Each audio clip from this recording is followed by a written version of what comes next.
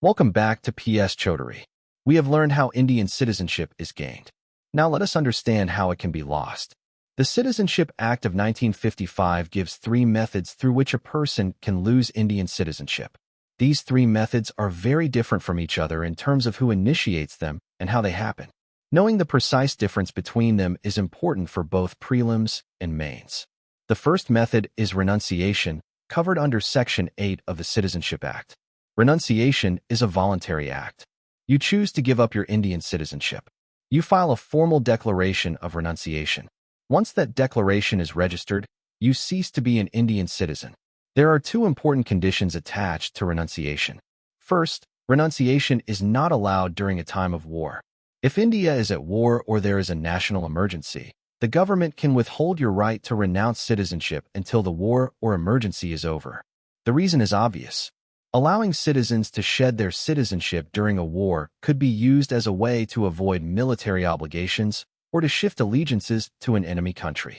Second, when a male person renounces his citizenship, his minor children automatically lose their Indian citizenship as well. This is significant. The children did not choose to renounce. They lose citizenship because of their father's decision. However, the law provides a remedy. When such a child turns 18, they can reclaim Indian citizenship by making a declaration that they want to resume it. The second method is termination, covered under Section 9. Termination is completely automatic. No declaration is needed. No government order is required.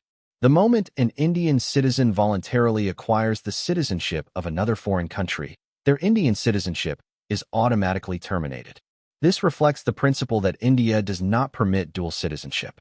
You cannot be both an Indian citizen and a citizen of another country simultaneously. The word voluntarily is critical here, just as it was in Article 9 of the Constitution. Termination applies only when you actively choose to acquire foreign citizenship. It does not apply when citizenship of another country is acquired involuntarily.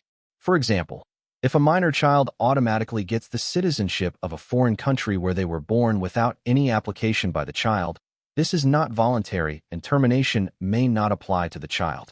The third method is deprivation, covered under Section 10. Deprivation is the most serious method and it is compulsory. This means it is done by the government through an official order. You do not choose it and it is not automatic. The government decides to strip you of your citizenship. The grounds on which the government can deprive a person of citizenship are specific. You can be deprived if you obtain citizenship by fraud or misrepresentation. You can be deprived if you have shown disloyalty or disaffection towards the Constitution of India. You can be deprived if you assisted or traded with an enemy of India during wartime. You can be deprived if you were sentenced to imprisonment for 2 or more years within 5 years of obtaining citizenship by registration or naturalization. And you can be deprived if you have been continuously resident outside India for 7 or more years without informing the Indian government or registering with an Indian consulate. The most significant of these grounds for exam purposes is the fraud ground. If your citizenship was obtained by fraud or misrepresentation, the government can deprive you of it at any time. There is no time limit. Even if 30 years have passed since you obtained citizenship, if the fraud is discovered, the citizenship can be canceled. Now let me give you the key distinctions for your exam. Renunciation is voluntary and initiated by you. Termination is automatic and requires no action by you or the government. It happens the moment you acquire foreign citizenship. Deprivation is the government's action, and it is not optional once the grounds are established. The most commonly asked question on this topic is which method of losing citizenship is automatic. The answer is termination, not renunciation, because that requires you to file a declaration. Not deprivation, because that requires a government order. Only termination is automatic. Now here is your MCQ for today. Ramesh, an Indian citizen, has been living and working in Canada for several years. He has now officially taken the Canadian oath of citizenship and received a Canadian passport. Which of the following correctly describes what happens to his Indian citizenship? Option 1. His Indian citizenship is automatically terminated because he voluntarily acquired citizenship of a foreign country. Option 2.